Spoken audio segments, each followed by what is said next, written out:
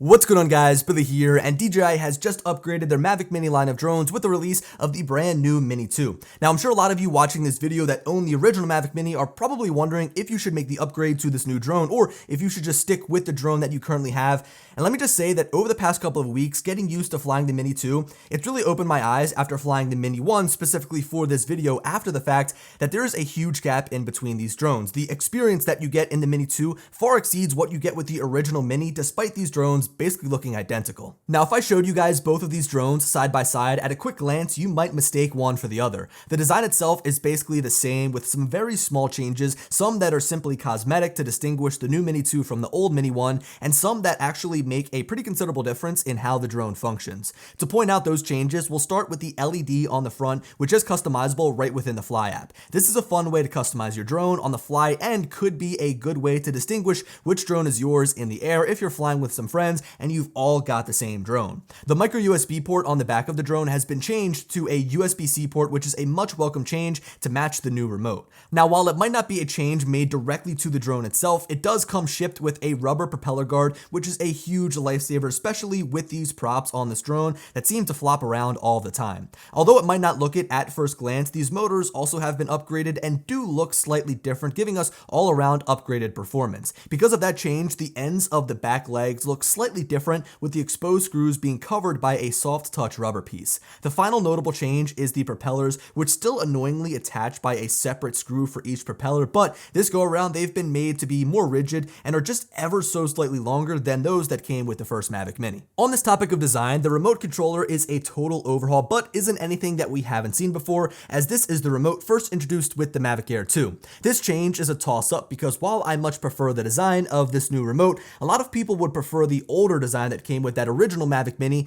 because it folds up to be a whole lot smaller and therefore easier to travel with. While I can understand this logic, the newer remote introduces a larger battery that lasts you dozens and dozens of flights, a custom function button which the original Mavic Mini remote didn't have at all, a flight mode switch and a shooting mode button which that old remote also didn't have, the USB-C port which makes charging a whole lot more convenient, and finally an overall better ergonomic design with a much better build quality. With this remote, our phone screen is raised up from where our hands used to sit and overall gives us more room to grip the device. That top piece that sits above your phone is the integrated antenna, and we've also got rubberized grips on the back which make the remote feel overall more premium. So I know that we spent a very considerable amount of time dissecting the design differences between both of these drones when in reality there's probably only three that really are important to me. The first of which are the upgraded motors, the second of which are those new propellers which aren't seen as a direct upgrade but they do improve the overall flight performance of this drone, and the third is this brand new remote controller. Now, while it's not totally brand new, it is new to the Mini line of drones.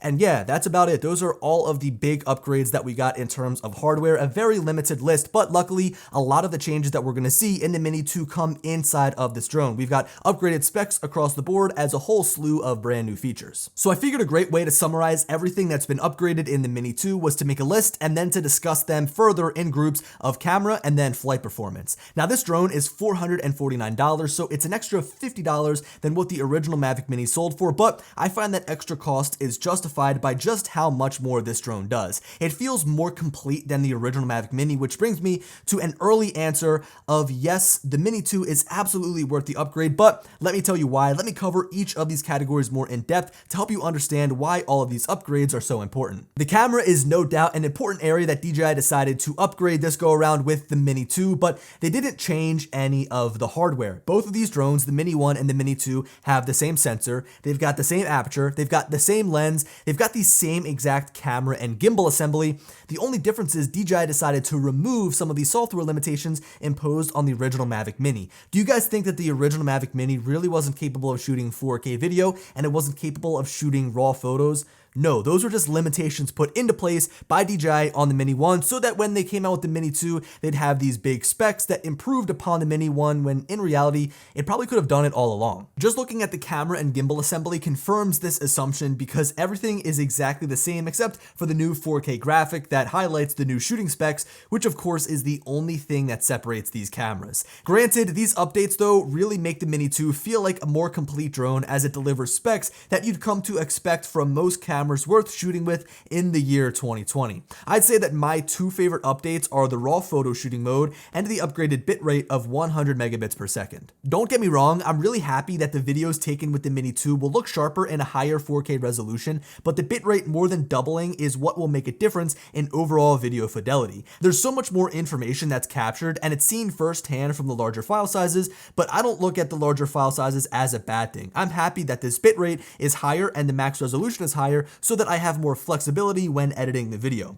To speak on these comparison clips for a second, I have to say that I didn't notice much of a difference between the two right out of the camera. Any small difference is negligible, like a shift in white balance and exposure, because obviously things aren't going to look perfect from clip to clip. That's why editing and color grading these videos are really important. The same can be said about photos. In fact, these images right out of the camera look almost completely identical, with the same margin of error that I touched on regarding the slight shift in exposure, white balance, and framing when trying to shoot the same exact photo with two different drones. And quite frankly, what more could you expect? There wasn't a megapixel increase, there wasn't a sensor change. It is the exact identical camera that came in that first Mini 1. The real change when shooting photos, though, it doesn't come in that actual shooting process, it comes in the post-production process, as the raw shooting capability of the Mini 2 will give you so much more flexibility to change the white balance, the exposure, and the colors of these uncompressed images. Just like with video, more information is being stored for an overall better final image.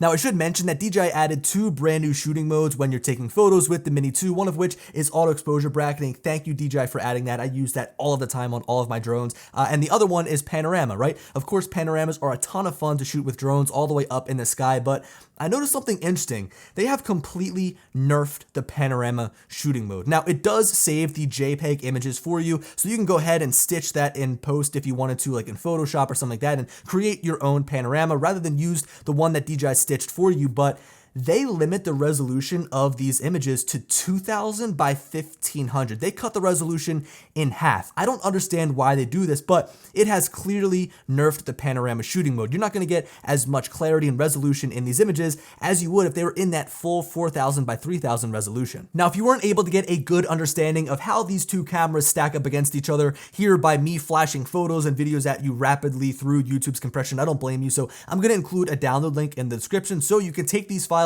from the Mini 1 and the Mini 2 for yourself, edit them, manipulate them, play around with them, and see exactly how they compare on your nice monitor or your phone screen at home, again, away from YouTube's compression. Also, if you want to take a deeper dive on both of these cameras, I've made 4 separate videos covering how each of these drones fare shooting videos and shooting photos. I also provide even more example images in those videos so you can take a deeper dive into the world of editing both the photos and videos. And with that, this now brings us into our final category, and that is flight performance. And this is where the Mini 2 saw most of the upgrades over that original Mini 1. I would say that DJI did everything they could to make this drone fly better in every single notable category. Like, if someone was flying the Mini 2 and I didn't know which drone they were flying, and they ran over to me and they handed me the remote control and they said, "Here, fly this drone," and I started flying it around, I'd think it was a high-end premium drone. And if I brought that thing down to me and saw it was this small 249-gram drone, I don't think I would believe them, because this drone flies so great. And it wasn't until I flew the Mini 2 that I realized all the imperfections that the original Mini 1 had.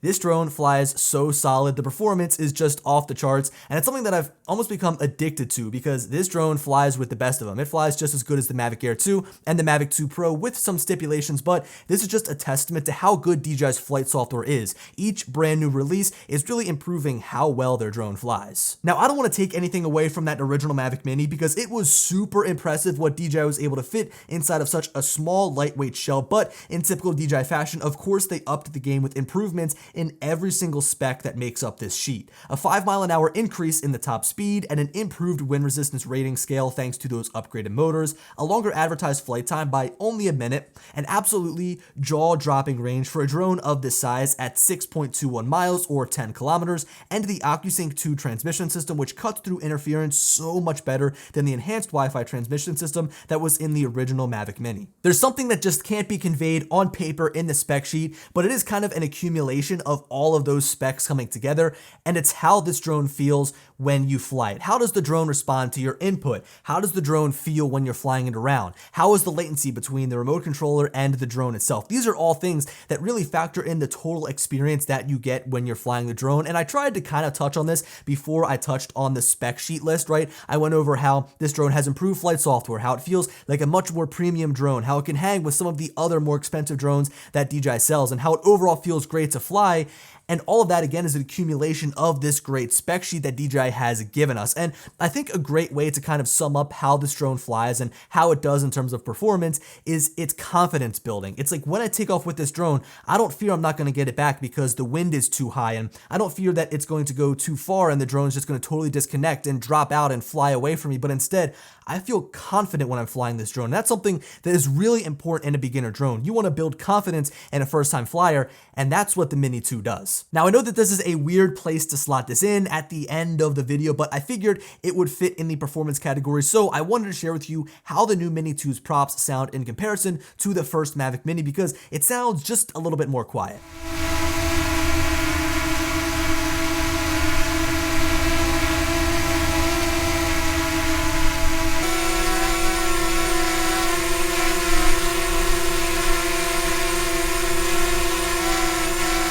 Alright, so guys, that about wraps up this comparison between the original Mavic Mini and the brand new Mini 2. And I took some time to walk away and think a little bit more about what I wanted to say towards the end of this video. And it's kind of got me thinking, right? Like, if you've got the original Mavic Mini, should you upgrade? Should you upgrade to the brand new Mini 2, right? And yeah, it's an upgrade, but if you wanted an actual upgrade over the Mavic Mini, why wouldn't you just go with the Mavic Air 2? Now look, I understand if you're hooked on the Mini platform, if you like the smaller drone, if you want a quick comparison, that's what we've got in terms of size. If you like the smaller drone, I understand. I think that the Mini 2 is going to be a great upgrade, but like, if you've got the Mini 1 and you've been flying it for about a year and you want something more, why, if you've got the cash, wouldn't you splurge on a drone that is just a little bit more expensive than what the Mavic Mini 2 costs? But you're going to get a whole lot more of a drone for that cost. I don't know. That's just something I figured I'd throw out there for you guys looking to upgrade. I am going to have some more thoughts on my comparison between the Mini 2 and the Mavic Air 2 in a later video coming out in a couple of days from now. So hopefully you guys stick around for that. Be sure to subscribe and do all that good stuff. And of course, I've got a ton of videos coming out on the Mini 2. I've got a playlist down in the description if you guys want to kind of go through and cycle the topics that I've been covering. But yeah, guys, that wraps up this comparison. Hope you guys enjoyed the video. And as always, I'll talk to you later. Peace.